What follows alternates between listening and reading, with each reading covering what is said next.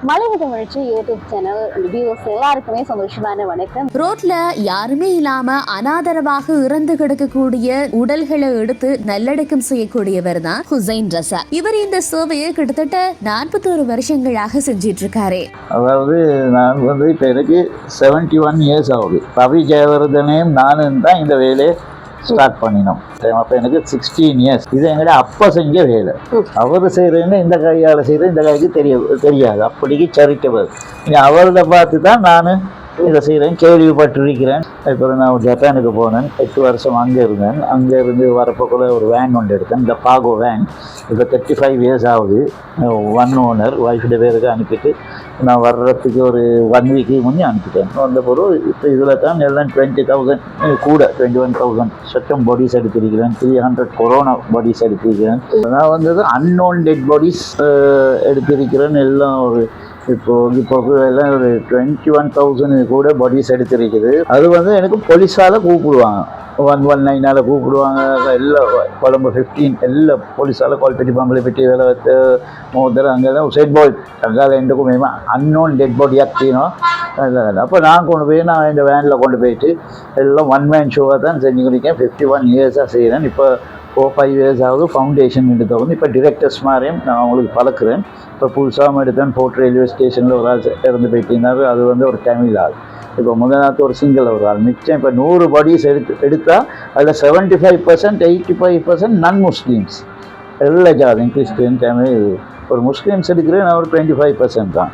அன்னும் யாரும் இல்லாதவங்கள நான் கொண்டு போயிட்டு மோச்சரில் போட்டு அதுக்கப்புறம் அவங்களுக்கு பெட்டி ஒன்றுண்டா பெட்டியும் கொடுப்போம், ஃப்ரீ பெட்டி. அது எங்களோட மார்க்கெட்லேயும் சொல்லிக்குது. இந்த மாதிரி இதை போயிட்டு உதவி செய்ய ஆட்கள். இப்போ நாங்கள்லாம் ஒரே சகோதரர். இங்கே அந்த நிலைச்சி நாங்கள் இது மாதிரி சிவங்களுடைய நபின்னு சொல்லியிருக்கோம், எல்லாம் சொல்லியிருக்கிறாங்க. புதாங்கர்னு சொல்லியிருக்கிறாங்க. ஜீவத் வேணாம் வேணும்னு சொல்லிட்டு புரோஜன வெண்ண விதியில் ஜீவத் 2 ஒன்று. அப்போ யாரும் உங்களுக்கு கண்ணில் நான் எடுத்துக்கிட்டு போகிறது. மற்ற மிச்சம் கிரிட்டிக்கல் கண்டிஷன் வர்றது அம்மா அப்பா கொண்டாந்து பிள்ளைகள் கொண்டாந்து பஸ் ஹோல்ட்டில் போட்டுட்டு போயிடுவாங்க.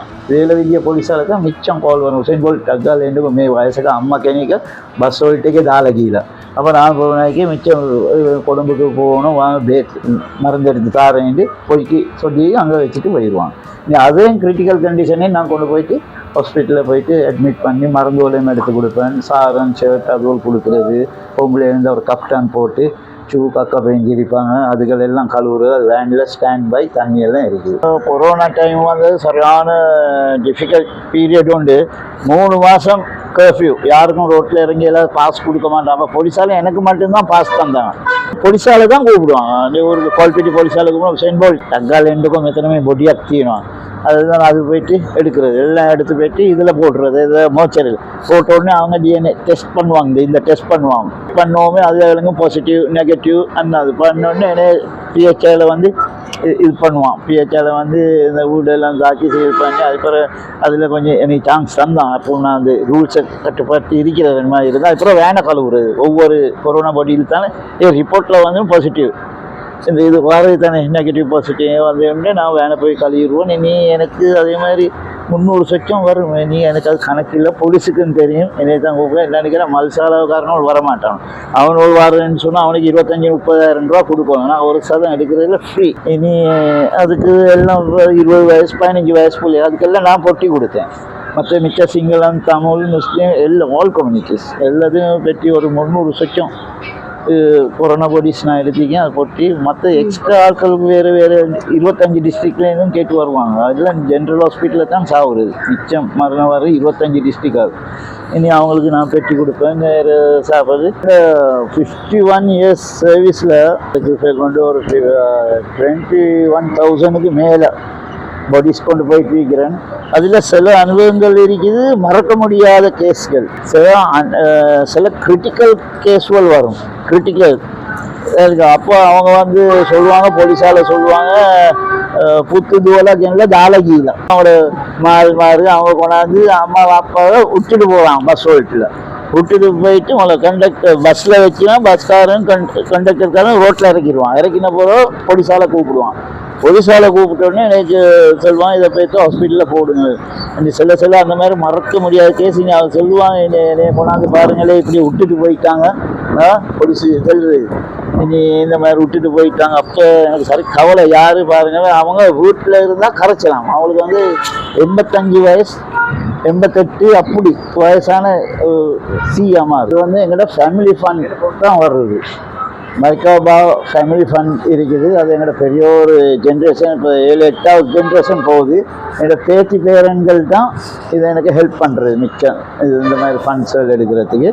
மற்ற பப்ளிக் ஃபண்டும் இருக்குது, அது குறவு.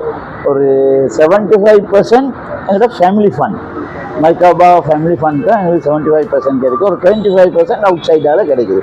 இனி அதில் தான் நாங்கள் அந்த கஃபன் துணின்றது அது எடுக்கிறது. அது வந்து 7500 ரூபா ஒரு செட். இங்கே நாங்கள் ஹோல்சேல் விலைக்கு எடுக்கிறது 5000 ரூபா எங்களுக்கு முடியுது. எல்லாம் எடுத்து மற்றது போனால் பெட்டி அடிக்கிறோம். அதுவும் மோர் தேன் 3000 பெட்டிகள் கொடுத்திருக்கிறோம் கொரோனா டைமில் இருந்து.